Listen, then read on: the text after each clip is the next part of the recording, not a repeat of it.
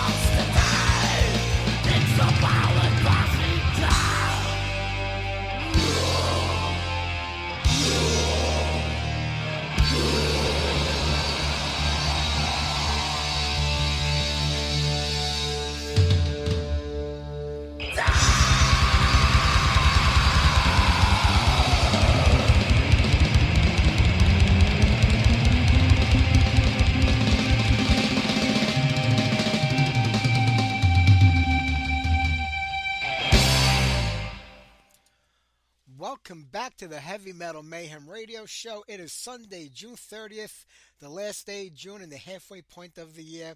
6 more months before I have to start pre-recording the show because the live feature on Spreaker is being disabled. So let's just enjoy the next 6 months of having guests on here live every week. Hey, I hope everybody had a great week over there. It's like a monsoon here in New York right now. The sky's opened up and it's raining, but we've had some really hot weather for the last week or so. So it's kind of nice to cool down just a little bit. You know what I mean? Right there, Whiplash for Power Thrashing Death. What an amazing riff on that song. If that doesn't get your head going, I don't know what can. I have to be honest with you. And Whiplash. It's been like what, 15 or 16 years since they put out a record.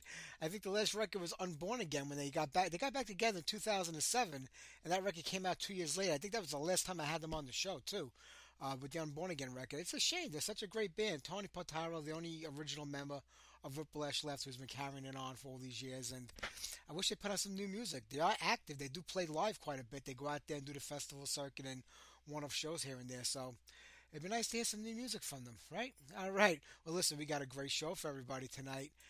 My good friend Andrew Southwell from Vicious Nature is on our show tonight. Scarlett Monstrosky from Sabia.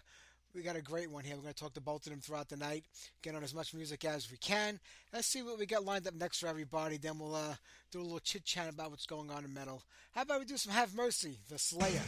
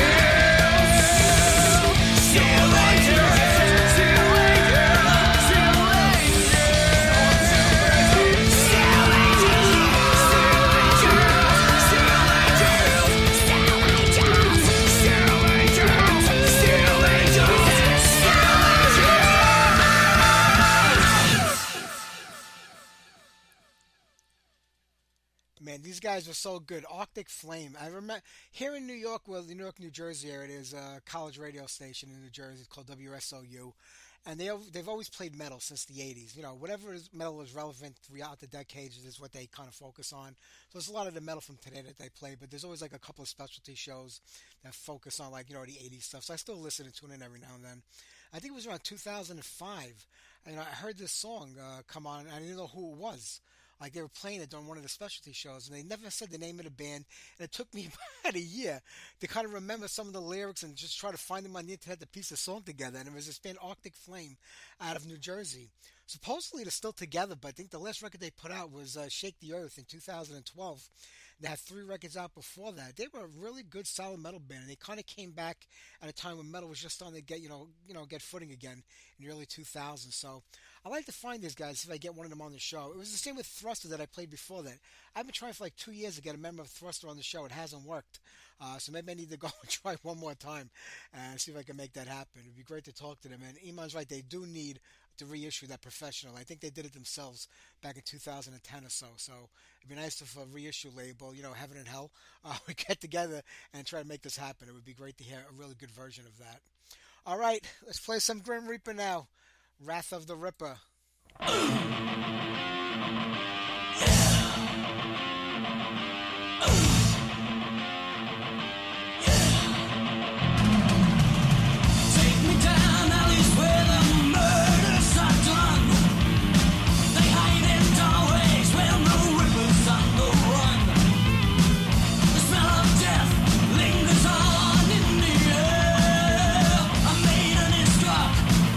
No one seems to care.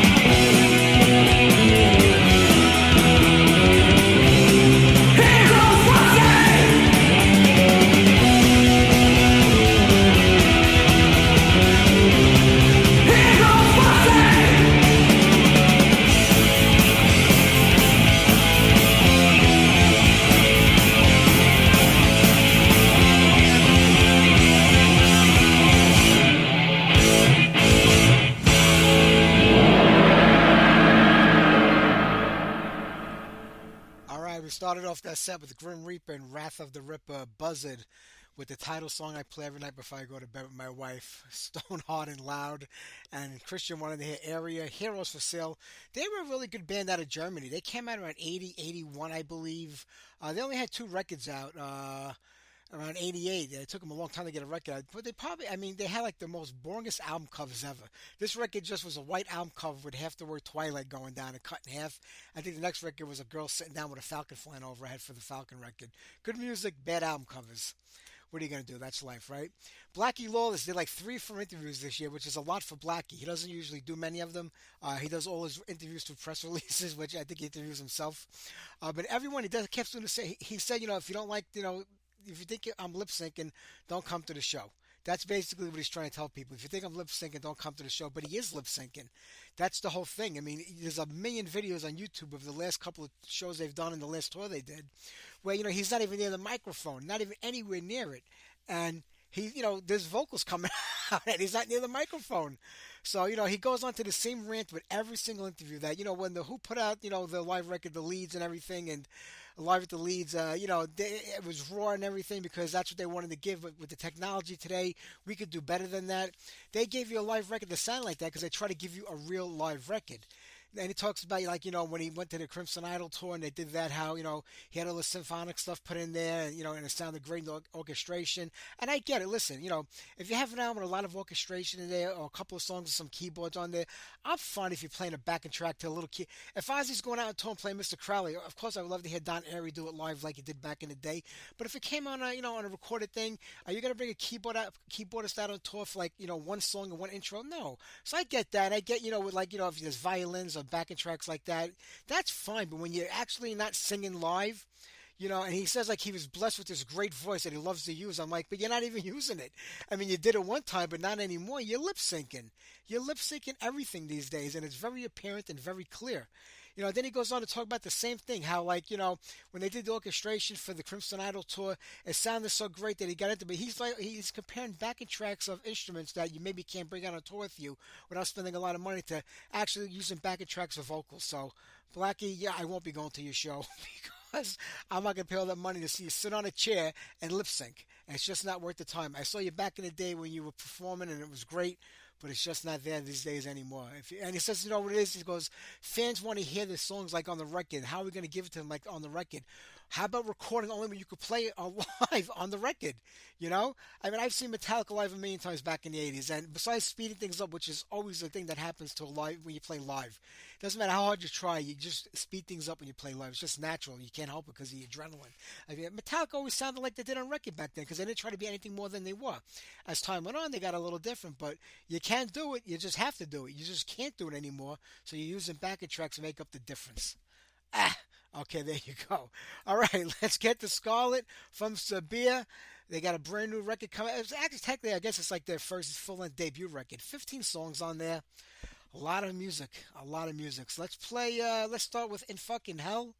We'll talk to Scarlett and play something else off the record.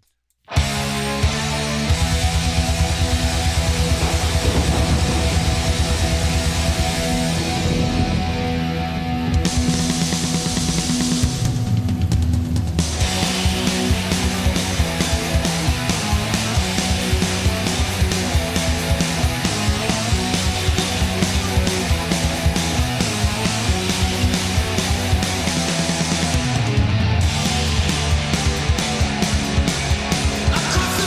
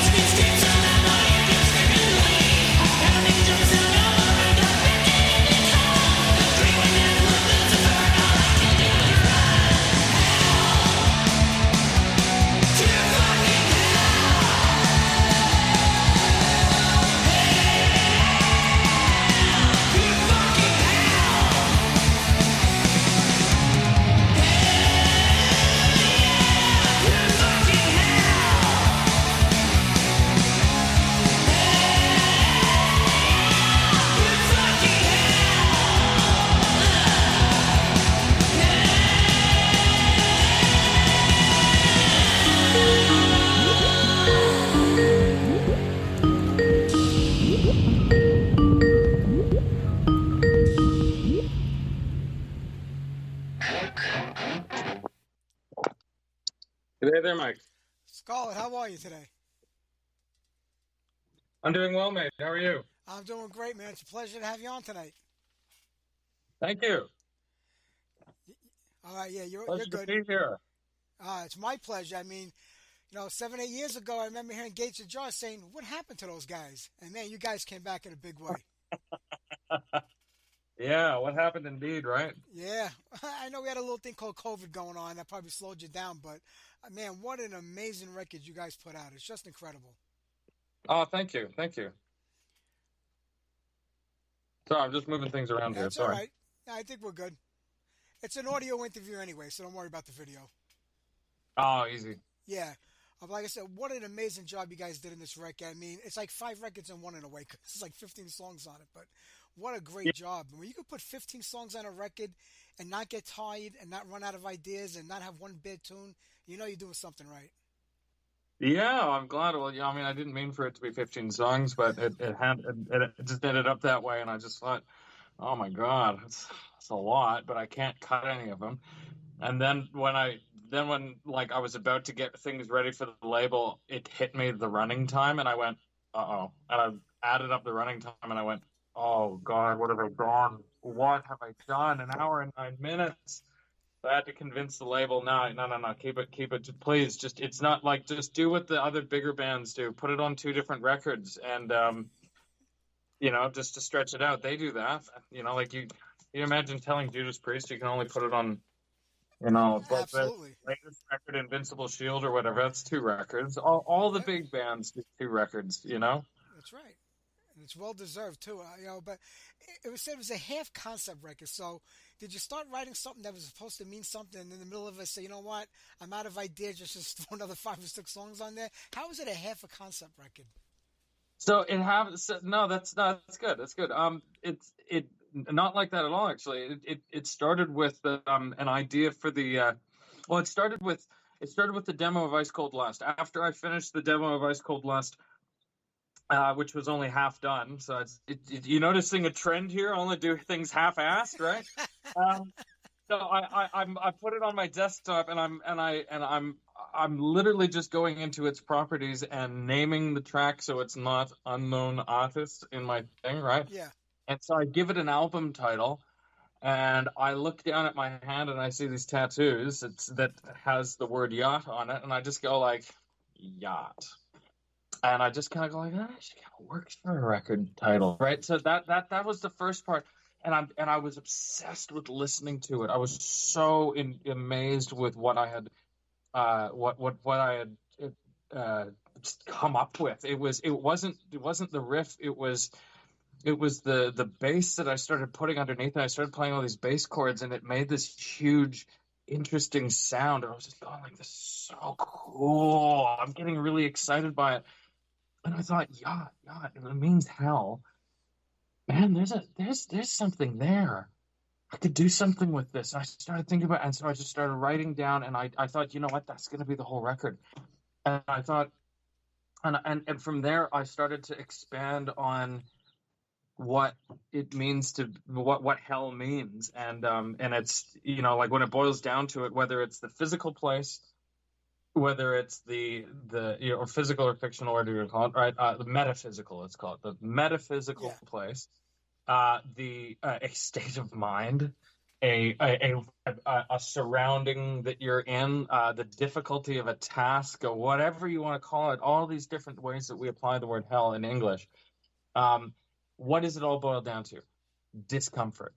Okay, discomfort. So all the songs that I got to pick for this, right, have to have some level of discomfort to it. Ice Cold Lust has discomfort in it, and that's about having. I mean, it's called Ice Cold Lust. It's not red hot. Yeah. It's ice cold. It's about a type of.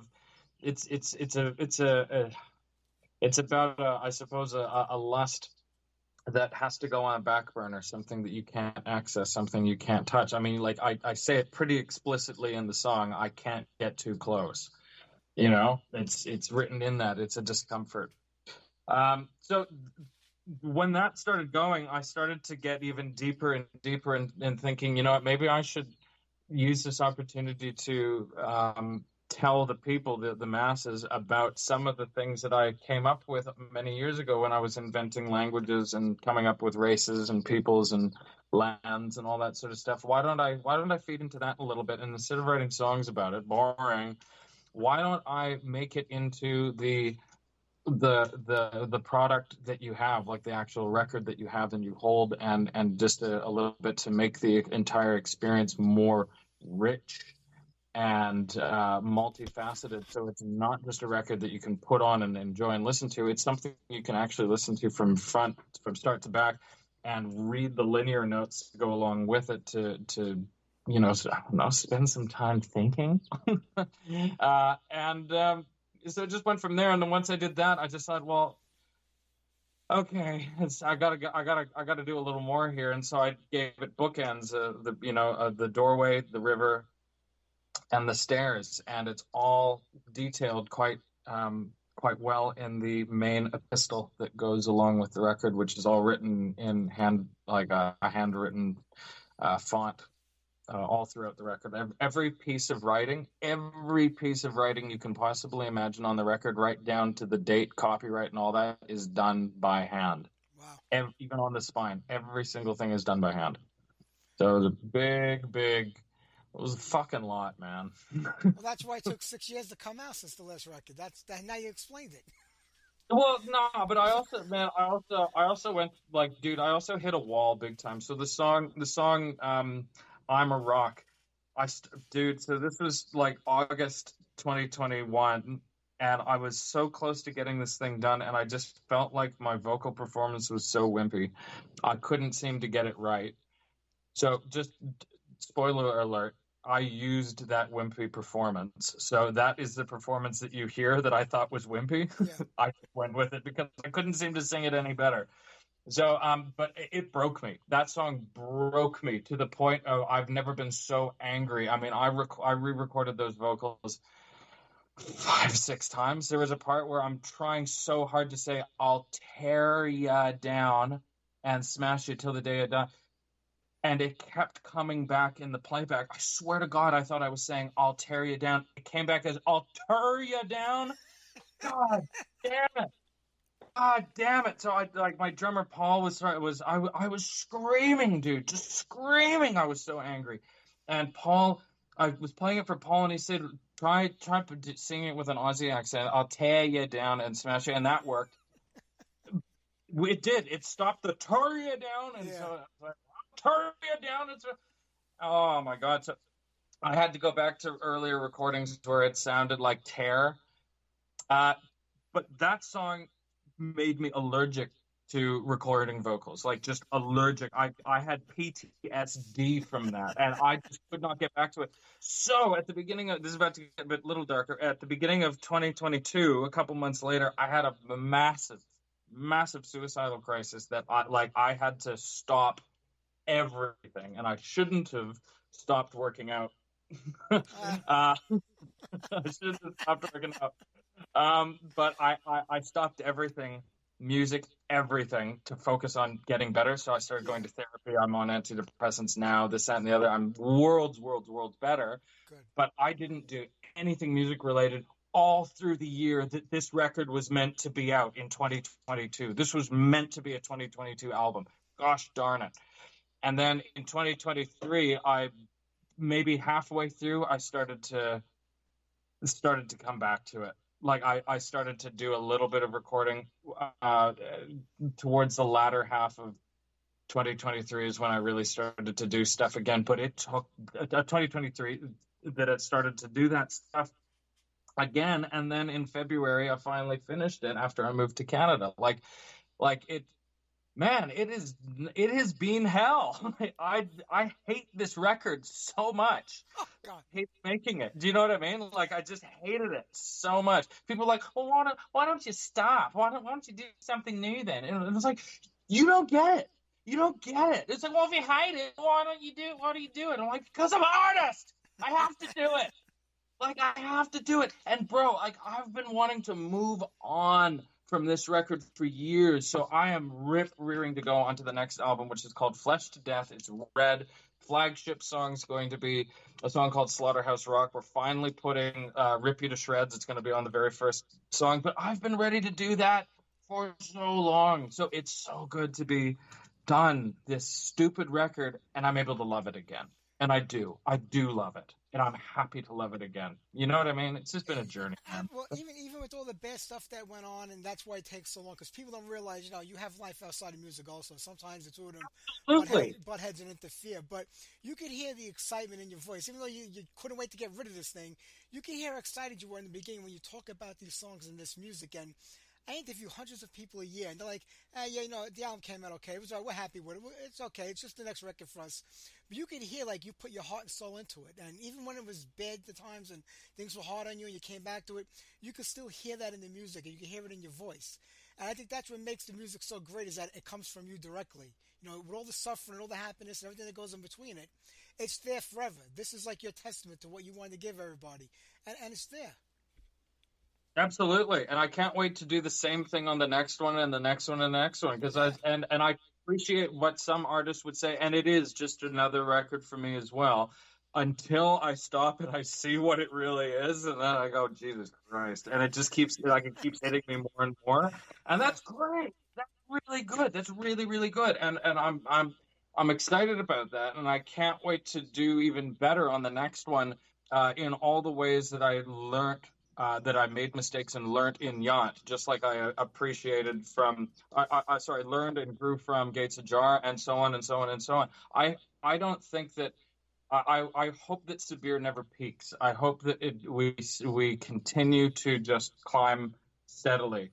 I understand that eventually my voice is going to change as I get older, and I'll have more wrinkles, and I'll have this, that, and the other. But I really hope that that despite aging and changing and getting older, that people really do find that each next output isn't just a phoned in record. I have a lot that I want to give. Like you're talking to a guy who wants to live to a minimum of 125 with no intention of being old. I have a lot of stuff I want to do, man. None of this die young shit. That's good. I might not be around to hear your last record, but I'm glad you'll be around to make it. Hell yeah, man.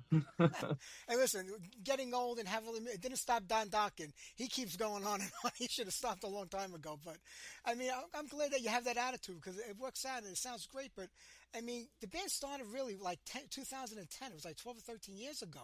So it did take a while to get to the point where there was a release in 2018. Was it just not happening back then? No, so look, so 2010. So here's the thing about saying something about 2010.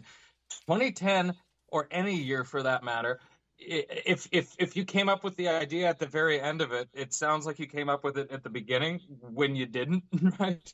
So when I say 2010, I mean it is, but it's December 2010. I just came up with it just in my bedroom, and I kept it hidden and to myself as I wrote songs and started to play around with recordings all the way into maybe very early 2012. And that's when I had my very first lineup of people. And then I went away to LA for my 21st birthday, met the woman who had become my ex-wife, and she was Australian. And so that's how I ended up in Australia. So I dissolved my band in Canada in 2013. We hadn't played a show. But there's a couple of recordings sticking around from there. And then I moved to Australia, and then in Australia, I thought that I was moving to a place in Sydney that, man, this is going to be easy. This is lots of people. There's more people that look like me because I'm still the only guy who looks like this in Winnipeg.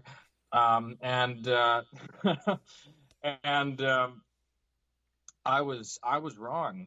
There might be people who look like me, but there was like metal is just non-existent in this type of metal at this time in that country. And if it does exist, it's not good. And I have no problem saying that. It is just not very good. It's really lame, and these people are not thinking big enough.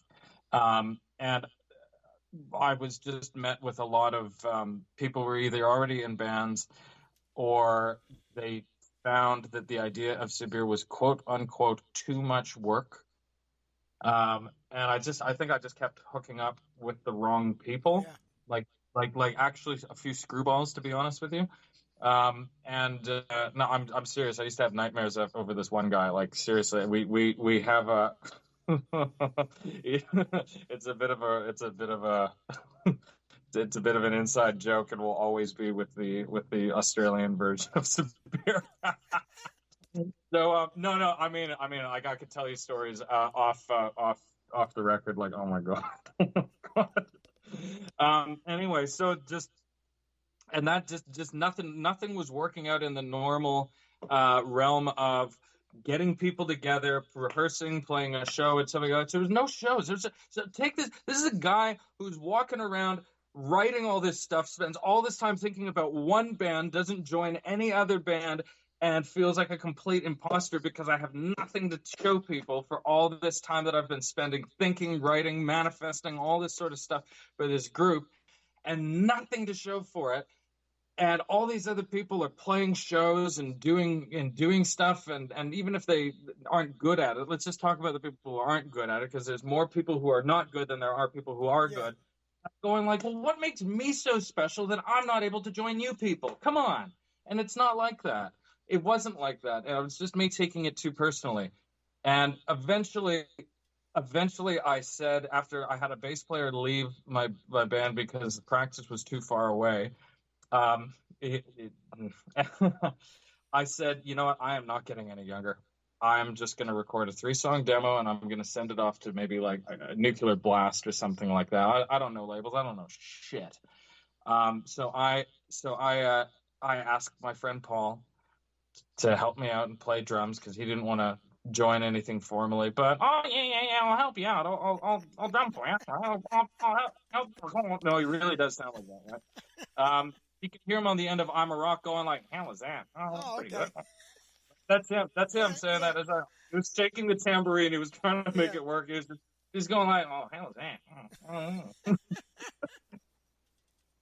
That's also him at the end of Demons Calling on Gates Ajar. That's him, just like clearing his throat at the end. Like, fuck yeah, that's great. So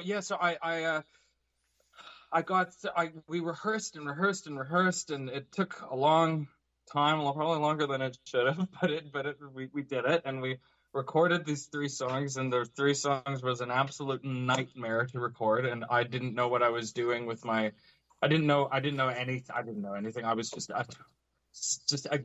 really fed into this personal hang up that I kept carrying around, that I'm an imposter. But I have to do this though. I have to do this. I have to make this happen. I can't die without doing this, you know? And one of the songs needed to be recorded. It was Make Me Shiver. I called Paul and I told him, man, we have to redo this, but we're not just going to redo it. We're going to record 3 more songs. We're going to rehearse them. You want to record 3 more? It was like, come on. Right. So we do that, and it took a long time. And we recorded the drums, but nothing else. I didn't do my guitar this time. And I kept my old guitar, like the guitars that I did from the first one for the road and Rise to the Top, and everything else I did at home in my own studio, because I took the time to build a computer and build a makeshift studio at home, just get some speakers. I still have everything that I have today. Everything that I recorded Gates Ajar on, I have now. And that's the same thing that I recorded Yacht on. But I spent 2017 teaching myself how to engineer. And how to do. I just read book after book. I watched video after video, paid for a few courses just online to learn how to do this. Trial and error all throughout 2018 with recording. And I said at the end with Gates, I said, I am not working all 2018 to have this be a 2019 fucking release. And so I put it out, and the next thing I know, my life changed overnight. And here we are now. But people were like, what did it take you so long? Because we're a really stupid band. That's why. Okay? Stupid band. Well, where are you from? Canada or Australia? I don't know. Well, I get going to Australia, not being able to find the right people to play with, and going through that. It can happen. But did you ever think of?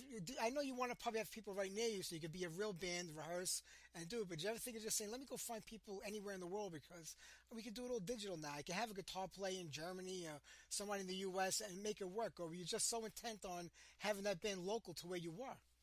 Dude, I didn't even know that I could do that. Like, I didn't, like, you don't understand how ignorant I really was. Like, when I got called up to do Keep It True, I didn't know what Keep It True was. I had no idea it was the most prestigious underground heavy metal festival in the world. I had no idea. I looked at it and I just thought, oh, it looks like a bit of a daggy festival. And I was right. And it's awesome. Yeah, yeah, one of the bigger ones for sure.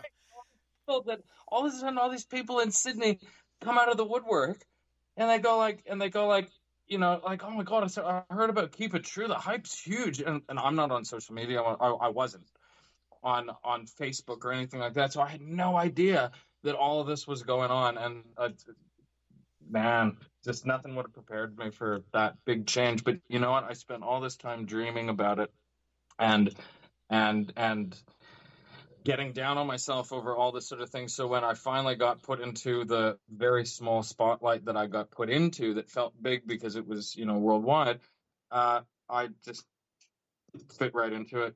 And it's just the most natural thing in the world to me because I've been thinking about it all this time. So it just worked. Well, you created such a unique sound. I mean, there's a lot of throwback to those classic days of the 70s and 80s.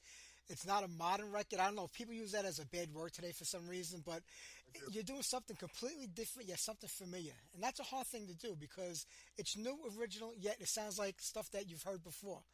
Not in an unoriginal way, just like the familiar sounding music of the 80s. No, I get what you're saying. I like to call it modern music because I want us to start. Like, man, there's some bad bands out there that are. I'm talking. I'm saying the word bad bands a lot lately here. No, but there's some bad throwback bands that are trying to be throwback bands, and I Yeah. don't like the idea of Severe being called a throwback band. Look, sue me. I like the idea of using.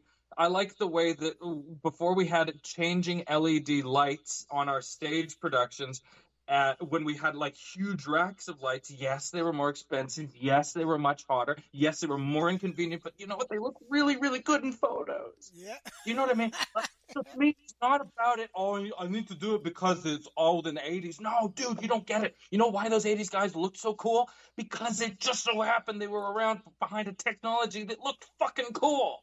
Yeah. Don't get me wrong. We are now getting so much better at working with new technology that we can make new technology look good in Yeah. new ways, and it's now doesn't feel lame, and I don't feel like I'm yearning for the old days anymore. I feel like I'm excited to be in the new days. I'm excited to be. It's like with cars. You remember in the begin like early 2000s and stuff like that, those stupid round shapes that they put on all the fiberglass cars, so gross. Whereas now modern cars have beautiful like sharp edges going everywhere. They look like cars again, but Yeah. future cars. You know? Yeah. That's what I'm saying. It's the same thing with all of our music and stuff like that. Like, I do all of this production digitally. All of this is digital. And I just use good plugins and work and mold them until it sounds good enough for me. I want it to sound like a record that I've already heard before. Not in terms of, oh, it sounds like he's trying to be a band from back then. No, I want it to make it sound like a record that you've already heard once Yes. before, like the sound of it. Like, I want Yes. you to hear the sound of tape. I want you to hear the sound of I want vocals to not sound like they're so separated from the rest of the music. I want it to feel like they're blended in. It's the same thing with everything else. You just blend. It's sculpting. It's just sculpting. Digital's not a bad word. Digital is convenient. Digital is versatile, but digital, there is nowhere to hide. So you got to hide it with other things. Keep putting on more layers. Whereas when you use a digital camera or a real tape machine, you don't have to. You don't like the word hide doesn't exist because you didn't know you were naked to begin with. You know what I That's right. mean? Yeah. It Yeah. does work for you.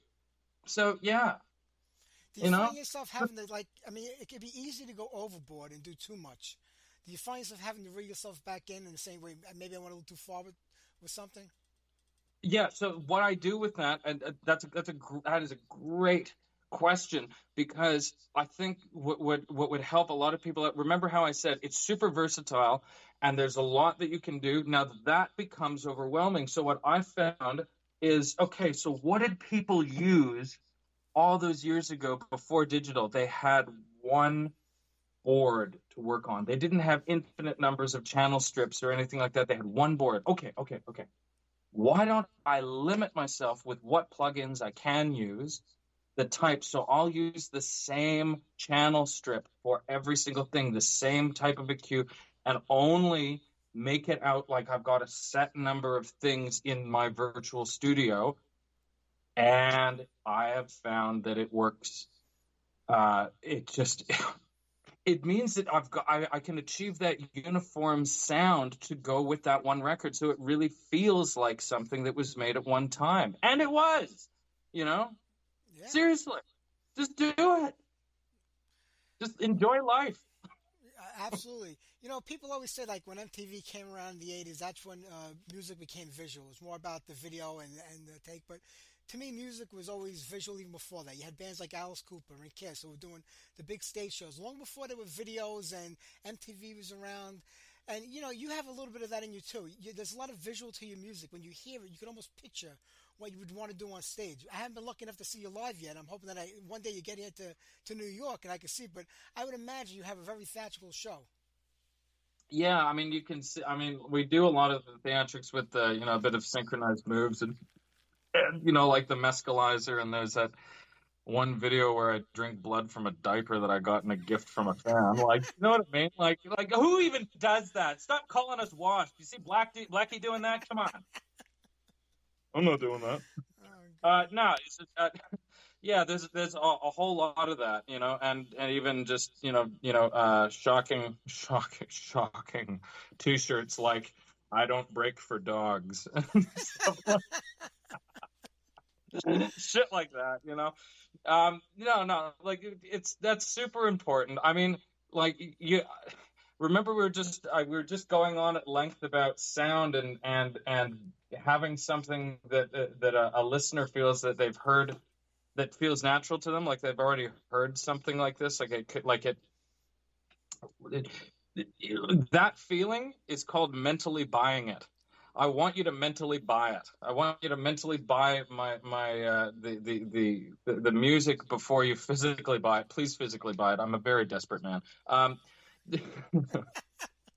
No, but visually, I want you to step in and watch us play and go, yeah, I don't really feel like talking to my friends right now. I don't really feel like doing that. I'm actually happy to be where I am, because I'll tell you something. I hate going out to live music. Live music is awful, and it's usually awful because live music is not very good unless it's good. And I've found that going out to live music, usually I'm just there to socialize, to be honest, to see my friends, and the band's just on as background. It's always good when there's like a good bar band, like that's playing good covers, and they've actually got a lot of heart, the guys who are playing, and they're really humble, like just humble guys. Nobody's even cheering for them, but I'm cheering for those guys who are doing really well because it sounds great. Originals bands, man, people think that they're rock stars when they're not. Like, just, dude, your music's terrible. Stop. Just be yourself, please. Oh, wait, there's no personality. Oh my God, are you doing this just to have a group of people to hang out with, just like in high school? Get off stage. Make room for other people, Honestly. Do you think bands forgot that they're putting on a show? I mean, it's a show in the end. People want to be It is a entertained. show in the end. It is a show. This is visual. Don't let another artist who will go unnamed say that it's fast food for the ears. You know what? It's not. It's a whole thing. You should be, man. Okay, I found out the power of pyrotechnics when I saw a dreadful band by absolute chance called Mariana's Trench. I was in Toronto, and it was 2010 actually, and I was at like the Much Music Video Awards, like just walking through the crowd, and I see this band that I would never normally like ever playing on a roof, and I actually found my arm going up in the air, yeah, when a bit of fireworks came off, and I said, what am I doing? So imagine how I would feel if I was the same age, like 18, 17, 19, whatever, and seeing Venom playing in 1984 at the Hammersmith Odeon. I'd be losing my mind because I already love the music. So yeah, love your music, and then put on something that people are going to involuntarily jump, like put their arms up at, you know? Yeah. I think it's a generational thing too, because I remember myself in the '70s and '80s going to shows every night. There was one in any one of the local clubs here in the New York City area, and it didn't matter what band was playing. Half of them you never heard of before because the whole scene was kind of new back then, and there were a lot of bands coming up. But you went there, and some just blew your mind. They were just so entertaining, and the music, they had everything going. The looks, the sound, the stage, everything worked. And you went there, and you didn't care if you heard one song by them before you got there. You became a fan of that band just based on their music and their show that night. And then as time went on, it became when you went to a club and it was just like there's no social liaison anymore. You went there to go hit on the waitresses, try to get them if you could, if you were lucky enough. You went there to hang out. It was like your place. Now today it's like you go there, you don't really feel welcomed, whether the bands are good or not. It's become like that in a lot of places, unfortunately. But you know what? There are a lot of good spots still around here and there. They're just very rare, whereas it used to be every city. And I am certainly not old enough to know that, but I've spent time around enough people who have told me enough stories, not in a, oh, those were the best years, it's gone now. I mean, yeah, they were saying that, but they were also just saying that the overall culture in general had more room for that. I found my negative experience in that regard in Australia was really just Sydney based. Melbourne is the place to be. Like that is, oh my God, you could just go anywhere and it's good. And it doesn't matter what type of music you're into, you're going to find something good, like really good. And honestly, when you're out and about, the magical part, the good part that I like about live music is that when it is nice, it doesn't really matter what genre it is. You can tell if it's actually enjoyable. In Sydney, there was one specific place that really did and succeeded at being our place, but there was a lot of suits, and anyway, the place was called Frankie's Pizza by the Slice, and it closed down about 2 years ago because it's getting demolished. But it was our version of it was the Rainbow Room of the South, if you will. And my God, and this place, Sabir got lucky enough to play their second last night ever. And we destroyed the place. They had to actually, man, by the second song, the owner had to come out on stage and stop our show and tell them, like put the barricade up and tell them, you gotta calm down. So he told me afterwards, we've never had to do that. So that was really cool. That was an honor to have that happen, you know? But I have a girlfriend in Portland. She plays in this amazing heavy metal, like heavy rock, heavy metal band called Stainless. And she's got a voice like Wendy O. Williams, and she's got that sort of, she does that heavy theatrics and stage show too, you know, like big, and even off stage, you know, big false eyelashes, like large, you know, good makeup where you're going like, you know what, that's like putting on jewelry for you, you know what I mean? Like I like that's just just a real artist, right? So, but in Portland, man, there is so much of what we like of us, and so much good music happening all the time. So it is good to know that there are pockets still around, you know, in an otherwise cruel world. Yeah, no, that's important because most people today live through the internet. They don't experience live shows. They put a video on. They don't experience music the way it's supposed to be done. They just put it on an MP3 on their iPad or iPhone or whatever. I don't even know what all the technology is anymore. But you know, the way you gotta buy that physical record. You gotta put it on your turntable. You gotta listen to it through loudspeakers. You gotta be up there at the stage when the band's playing live. To me, that's the only way to enjoy it. I mean, we got such a short time here on this earth. Take advantage of it. Guys like you are creating this music and out there playing live and performing it, because this record from start to finish, 15 tunes. I mean, I felt like the whole record was like 10 minutes long. That's how quickly it went by in my mind. It's like that. It was just so good that it just like, my God, I'm about the song 14 already. I mean, it was just, it's, you know, that's rare when that happens. And you really got something magical going here. And I'm hoping, you know, with the next record, you continue it and all those records till you're 100-something years old. Well, I'll probably stop after 80, but you never know, man. But probably start doing something else. It's like he's coming out of retirement again. It's like, I'm the Jay-Z of heavy metal. I have been just retiring. Constantly like, oh, there's Scarlett again saying he's retiring. It's like, they put him up at the Juno Awards and they sat him behind Alanis Morissette. The next day, a headline said, was it Scarlett Monastyr seated behind Alanis Morissette? She was pissed. Just bullshit like that, man. That's great. But with the music, I mean, this has been your baby from the beginning. This has been your creation. I mean, is all the songwriting you 100%, or are you open to other people that are playing with you in the band and contributing to it, or do you just want to keep that vision yours? No, look.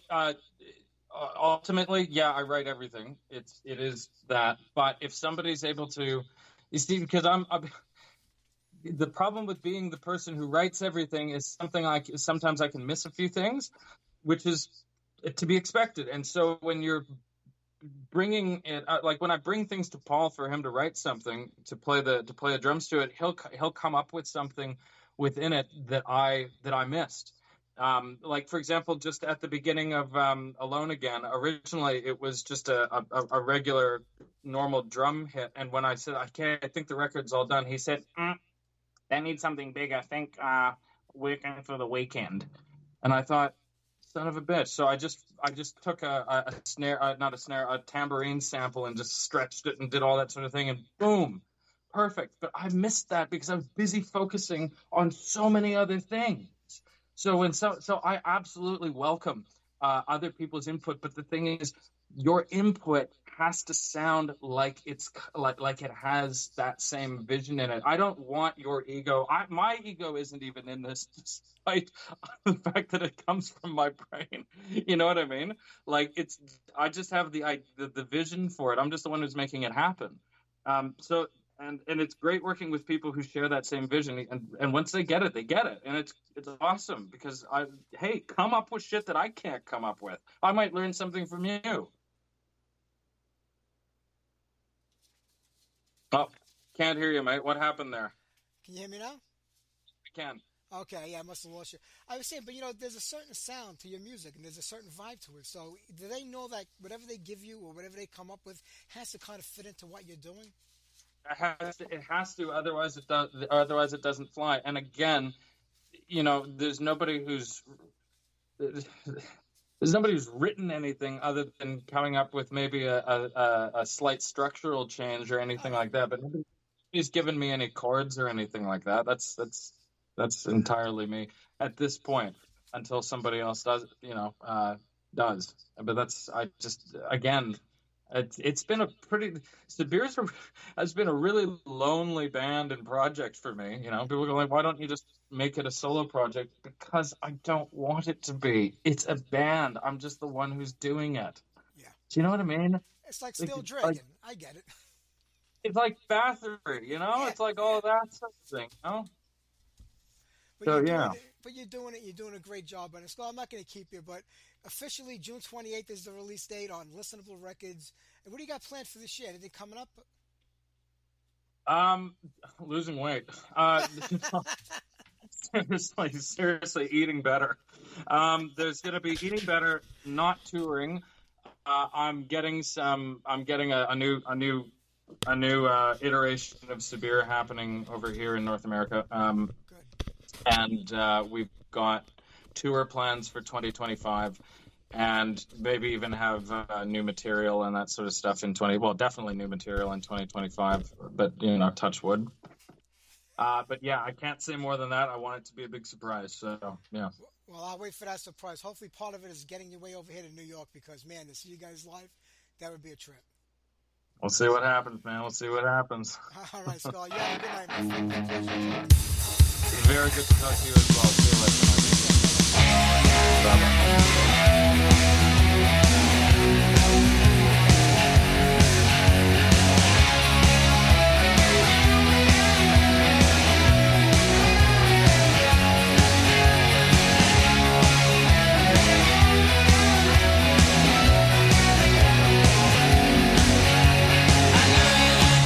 Just let me be a toxic, I can be a toxic man.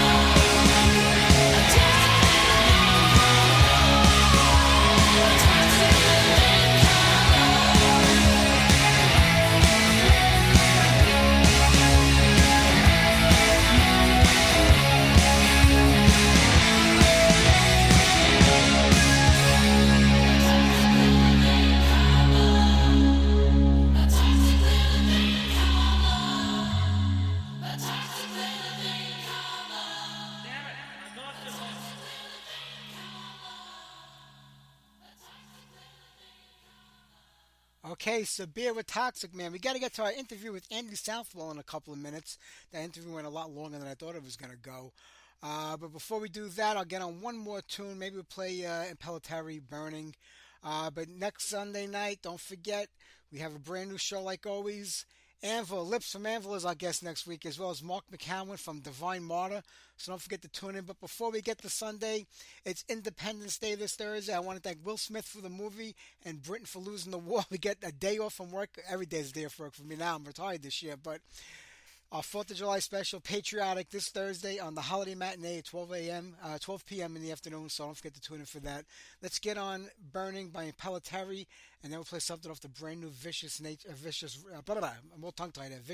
record. Try getting all that out in one sentence.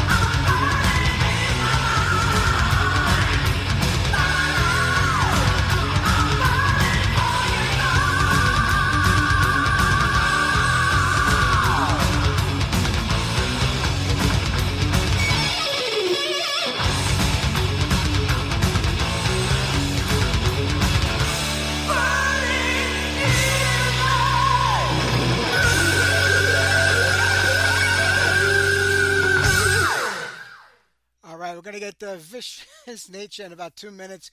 Let's play a song off their brand new record called Shadowlands. This is Darker Desire. You may remember Andy from his old band, Martial Law. They got a new singer right now. Andy Pike left the band. We'll talk about that during this interview, but let's get it on right now.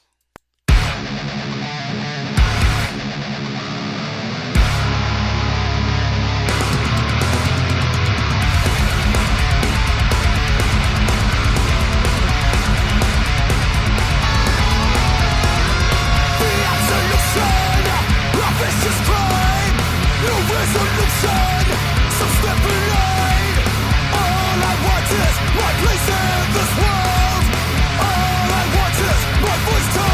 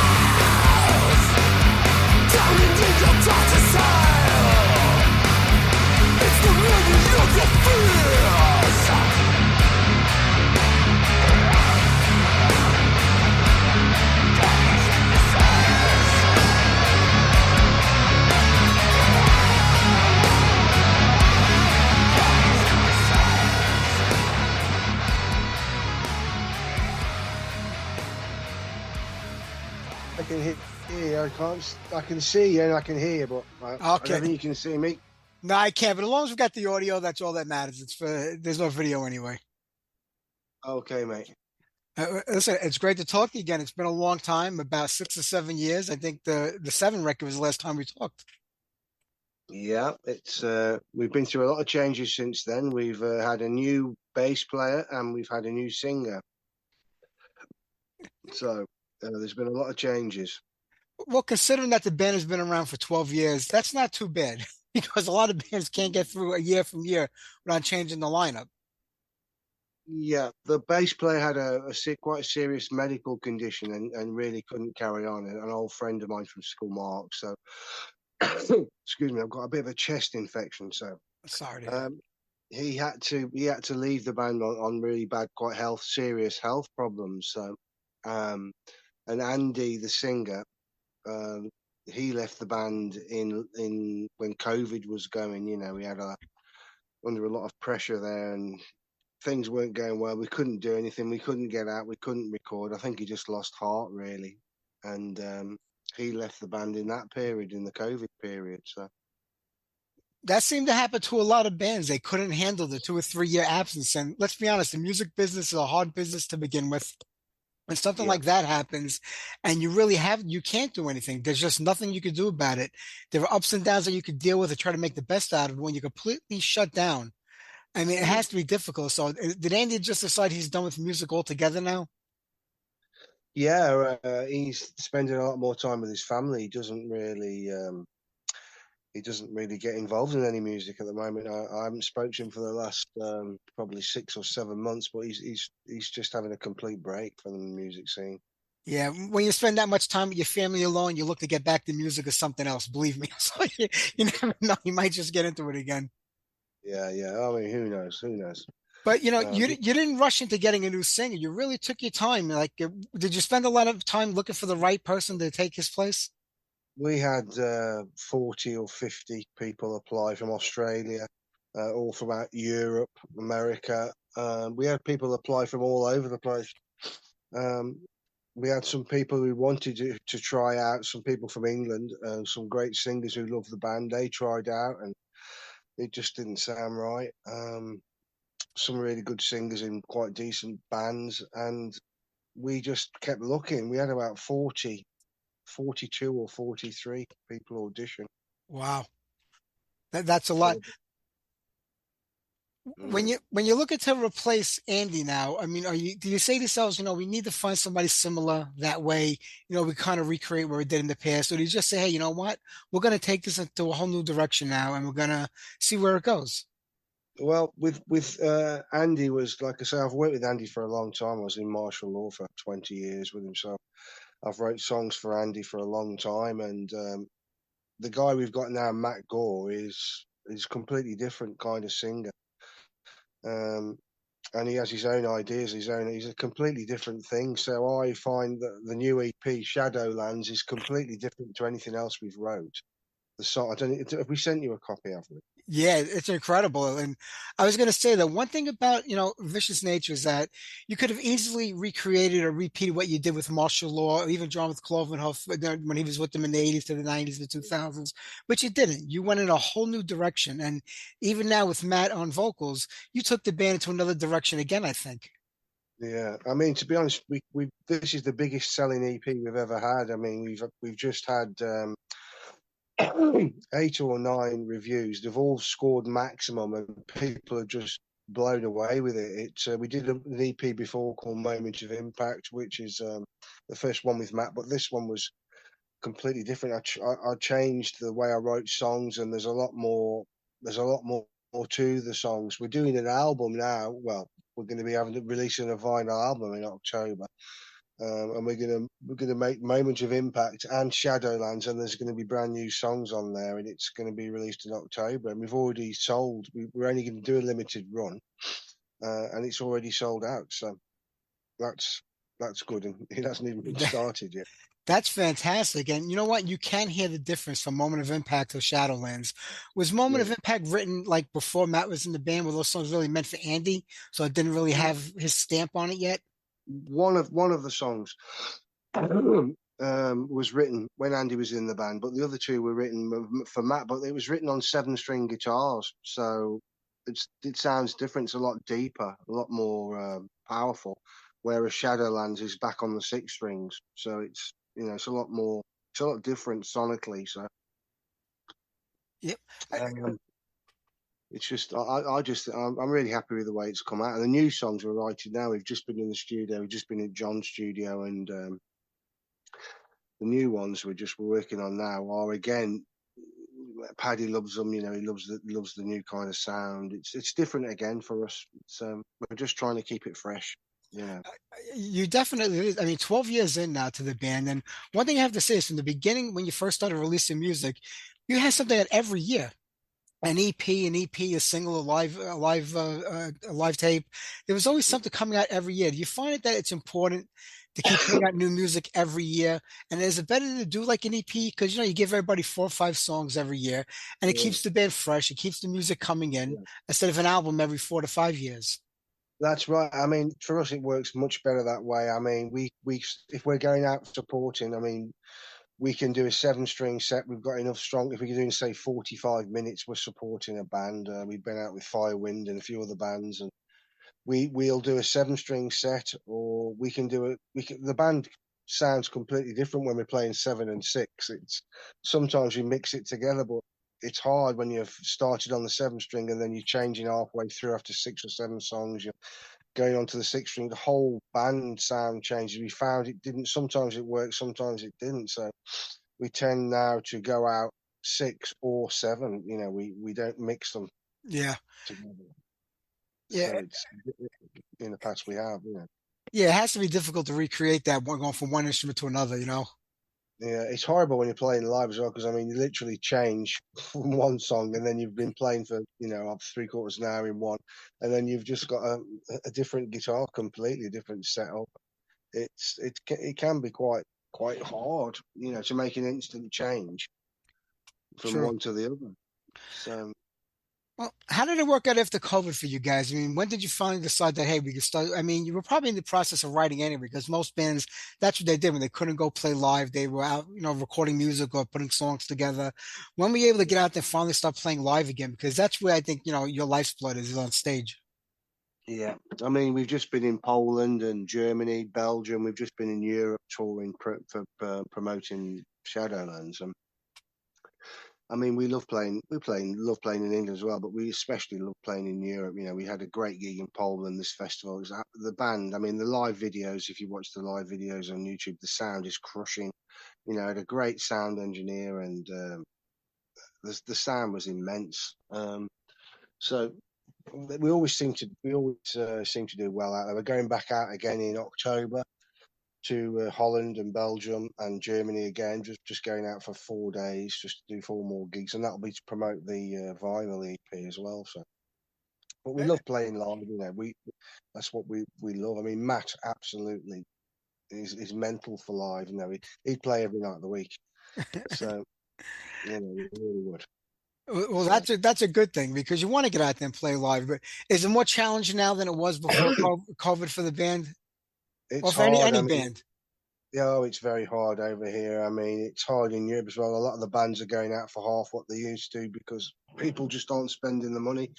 I mean, Matt went to a gig the other day in Birmingham to see 2 really quite well-known bands who've been playing for a long time. I'm not going to name them, but there was 4 people at the show, Yeah, yeah, it's and it getting was hard. like crazy because these bands normally, both the bands would fill venues, and he said he just absolutely gobsmacked. We played there 2 weeks before, and I mean, we had a decent crowd in there, but we play in Birmingham a lot. We're headlining a festival again in December,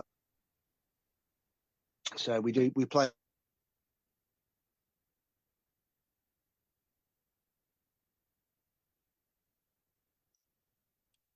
And I think I lost your audio there.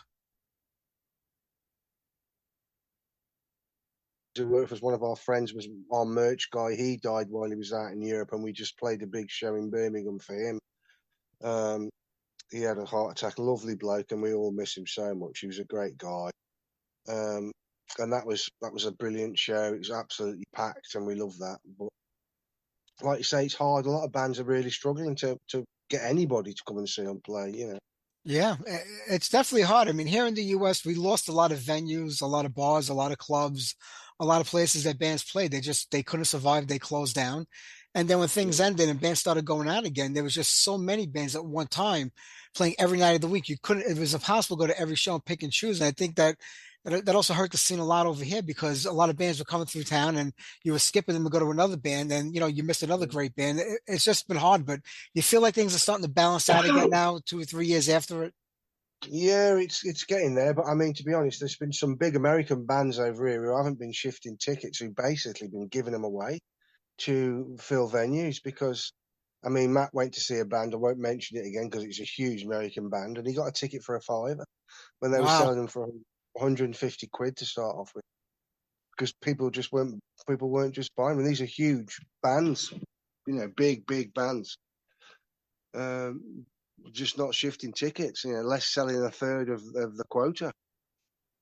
And these bigger venues, people are going there, and it's the third is only a third full, so they're literally giving tickets away rather than play to a 2/3 empty venue. Yeah, that's just the way it's been going. Yeah, I mean, you see like more and more festivals have been popping up all over the world. Every country has a festival right now. Some have several of them. And there are a lot of bands that just kind of focus on getting onto the festivals or doing that festival circuit or the cruises, but they don't even want to go out no more and play in the clubs. They just would rather do a couple of shows if they can. But is that really feasible for a band just to try to get on a festival circuit and bypass, Yeah, the touring of the clubs? well, I've got friends who do that, and a couple of my friends who are in bands just do that, and they won't play venues. They won't do it. They won't play clubs. They just say it's no point. What you wants to play to 50, 60 people.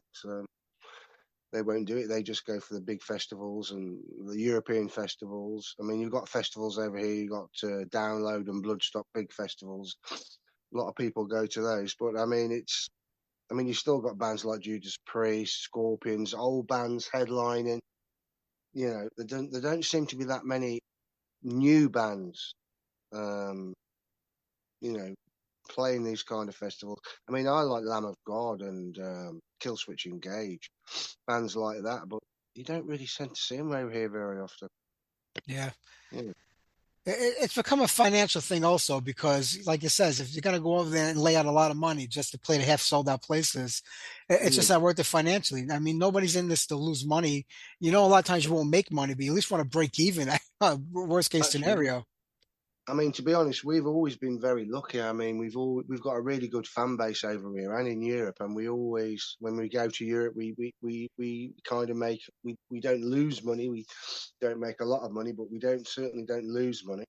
Um, and we get to see a lot of people, and we sold a hell of a lot of merchandise last time we went to Europe with a lot of the T-shirts and the CDs. We sold loads, the most we've ever sold, um, and it really helps pay for things. I mean, like you say, it's really expensive. We go in the tunnel, we hire a big vehicle. It costs us 2 grand for the vehicle for the week, and then we've got hotels when we're not sleeping in the vehicle. And fuel bill was huge. We had a 16-hour drive to Poland, and then we had a 12-hour drive back to Belgium, then 9 hours to Germany. So it was like, I mean, the fuel bill was thousands of pounds. Yeah. Yeah, everybody thinks it's like Iron Maiden. You jump on a big private jumbo jet, you Benjamin on the plane, you eat gourmet meals, and then you say hello to each other. You go and play a show. It's not like that in reality, but not from that most bands. Yeah. I wish. I wish. One day, that's all you can say. But like I was saying earlier, I love the fact that you took vicious nature into a whole different direction compared to like what you were doing with martial law. And Yeah. I always like because it's easy to repeat. It's easy to repeat yourself, but it's very difficult to reinvent yourself. And you did that. Did you have a specific direction that you wanted Vicious Nature to go in when you formed the band? When I first started, I mean, I did, like I say, originally, I think I told you last time, I had a really bad accident where I had to leave martial law in Yeah, 2000. I cut my finger, nearly cut my finger off, and couldn't play for, I don't know, probably 7 years. I mean, I couldn't move my finger. So when I actually started this new band, Andy had just left martial law, and I was playing with Mark, and I had to tune the guitar differently just so I could get chords out of it. Then I was stuck in that way. I mean, my finger's stronger now, but it's still not like it was. I can't do things I could do from before. But I write all the riffs, all the music. I mean, I take them to the guys, and I just tend to. I've got my home studio here. I just get the drum machine going. I just record a bit of bass, record ideas. I mean, and then we do it that way. But I write stuff I like. I don't try and think to myself, oh, I'll try and write a song like Metallica, or I'll try and write a song like Lamb of God, or Slayer. I just do things I like, and luckily enough, people tend to like it, especially this new one. We've had some massive monster feedback from this new one. We've never had feedback like it. All the journalists, like I say, have scored it maximum scores, and we're really really happy with it, and the sound of it, and the way it was. I mean, Owen, the guy who produces it, Owen Davis, he's produced all the Vicious Snake stuff. He's a great producer and engineer, and he's a guitarist as well. So, and we had this. I wanted to try a different guitar sound, so we ended up using this old PV 5150, and it blew up.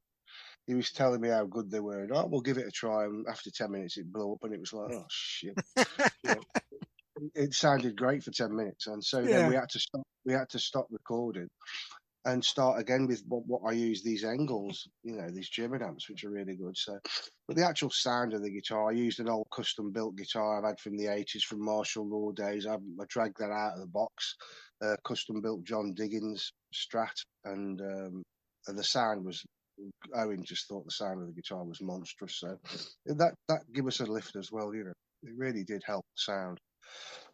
And Paddy's using a new bass sound. The bass sounds monstrous on this. The whole sound of it's really powerful. We just love the sound in the studio. So This album definitely has a deep, deep tone to it. I mean, it's just amazing. I mean, not that the other records didn't, but I mean, every record that you've put out always sounds like, Vicious Nature, but each album has its own identity and sounds a yeah, little different than the one before. But you know who it is.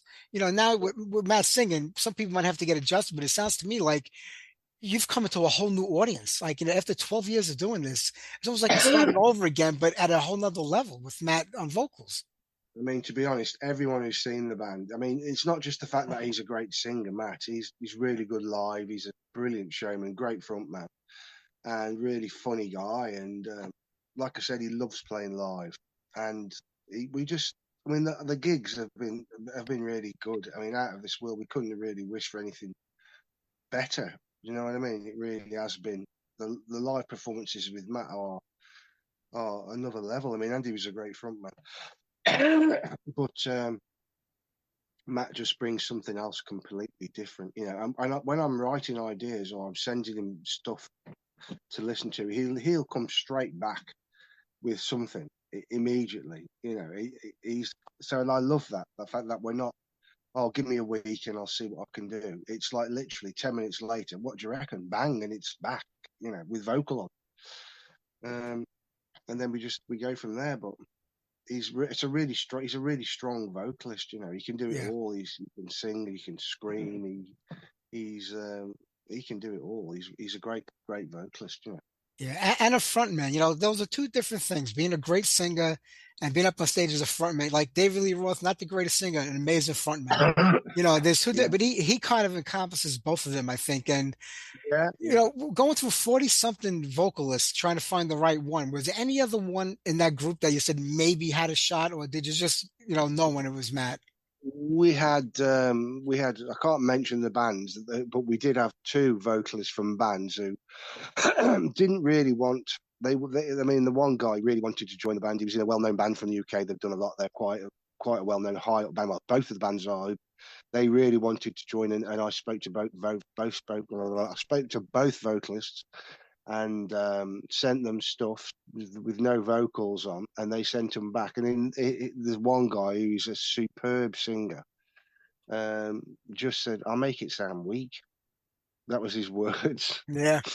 And he loves the band. He loves Vicious Nature. Both the vocalists wanted to join the band, but they just had to say it didn't work with them on. Some vocals just didn't work with it. But like I say, as soon as Matt started singing, I mean, he came for an audition, and a place I've rehearsed since I was 15, a village hall in England. He came in and sang the songs, and it was just unbelievable. The second he started singing, it was like, wow, straight in, perfect, just unbelievable. And we knew straight away it was him, But he's changed, he's grown since he's been in the band. He'd tell you himself, he's moved on, he's been pushed. We push him vocally, and I mean, I give him ideas as well, things different which he wouldn't sing, and I've pushed him as well, and he's moved on. He's moved up he's moved through the gears. He's a different vocalist now, from what he was when he joined. And Excuse me. I'm sure with the next recordings, it's going to be even a bigger change. I'm sure you're going to put out the full length. You're going to have the last EP, which had, I think, 3 songs on it, the new one with 5, and you're going to add new songs on top of that. So how many new songs do you think we're going to get?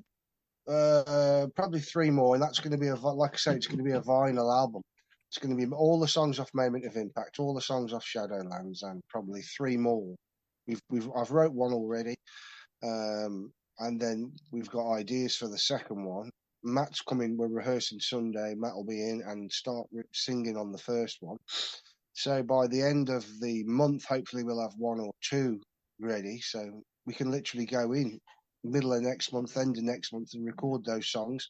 And then Owen's going to remix Moment and Shadowlands, so it's all mixed and sounding the same with the new songs, and that's going to be the album.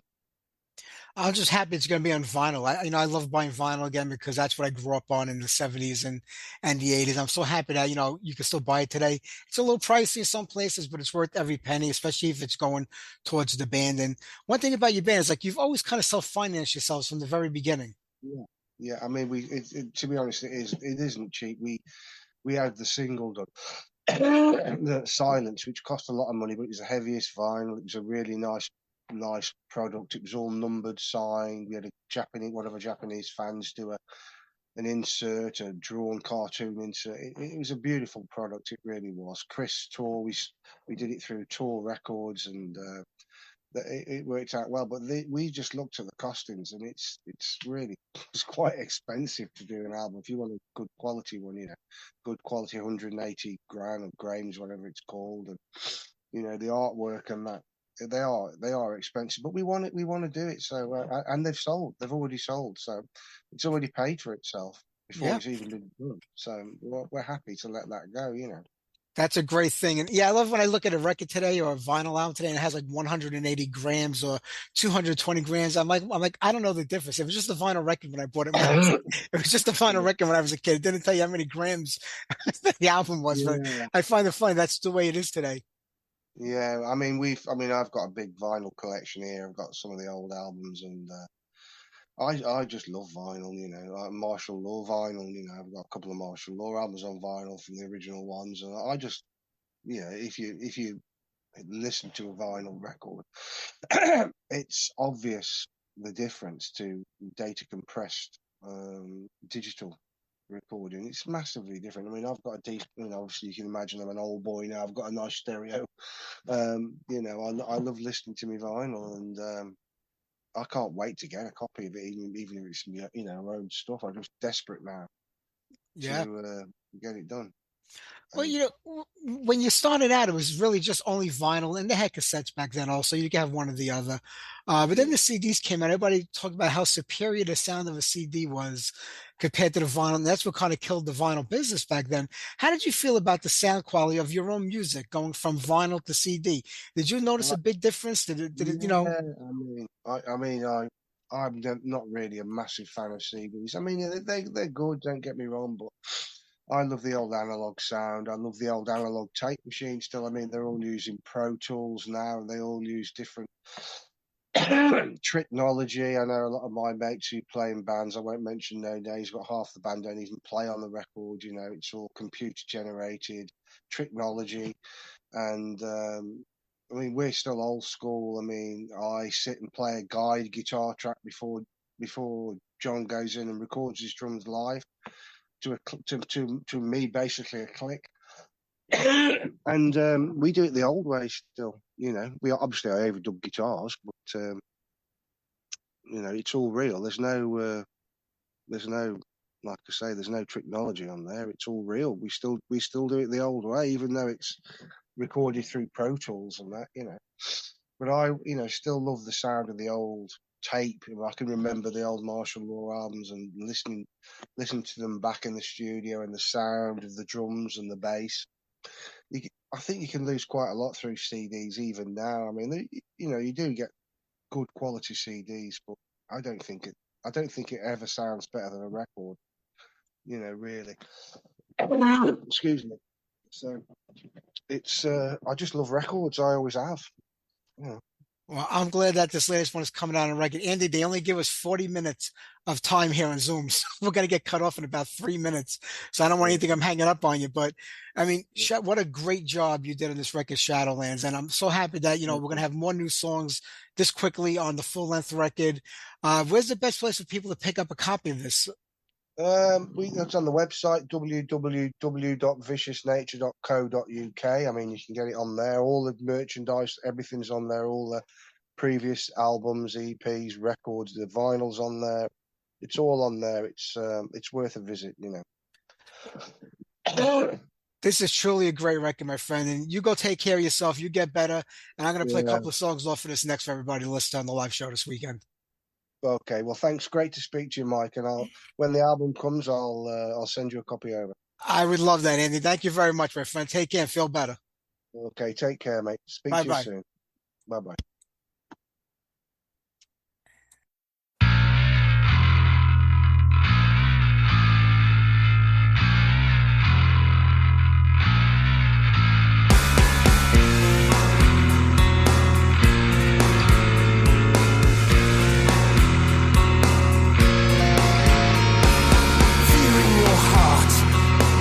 Fallen sun, darkness descending for so long.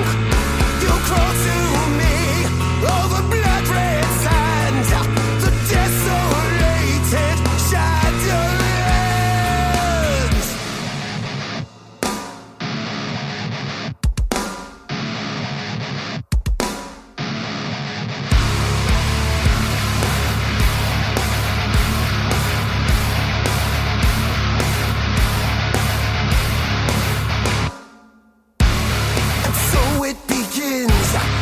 Silence is sin. Something is watching you. Pleasure and pain, they will sustain. Your life's blood is draining away. All is despair, all is decay. Never say, never see the light. I subjugate your willing hate on your knees.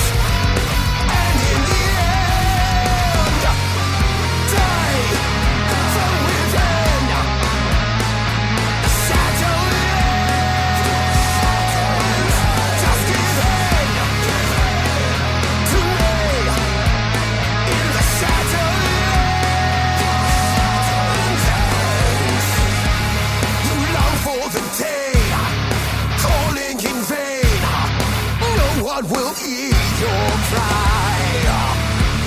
Your work here is done. Your body is numb. We'll find you as you fall. All is despair, all is decay. You won't say, you won't see the light. I dominate your willing hate on your knees.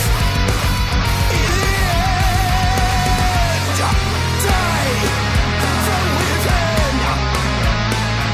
Shadowlands, just give in to me in the shadowlands. Fear me as darkness descends. Crawl through the desolation.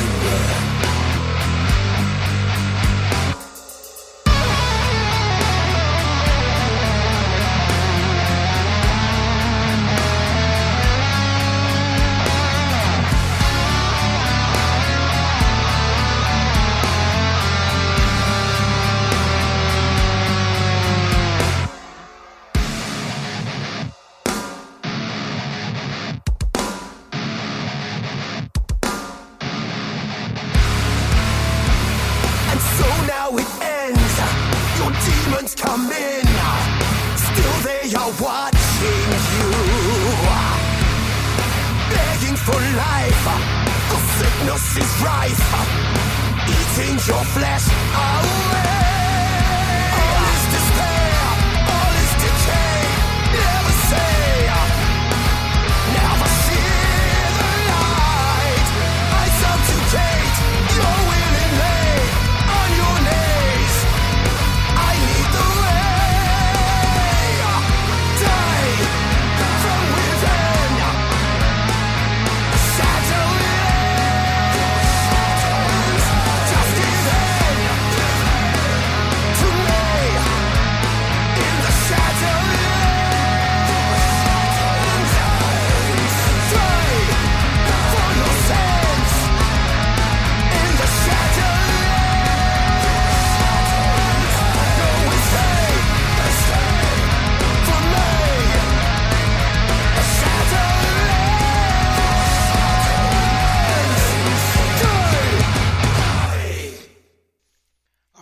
to thank Andrew and Scarlett for being on tonight's show. Don't forget to tune in 12 o'clock in the afternoon this Thursday for a holiday matinee called Patriotic to celebrate the 4th of July. And I'll see you guys next Sunday night live with Anvil and Divine Martyr. Take care, everybody. Let's wrap it up with one quickie. Sweet Savage, Killing Time. Have a great week, everyone.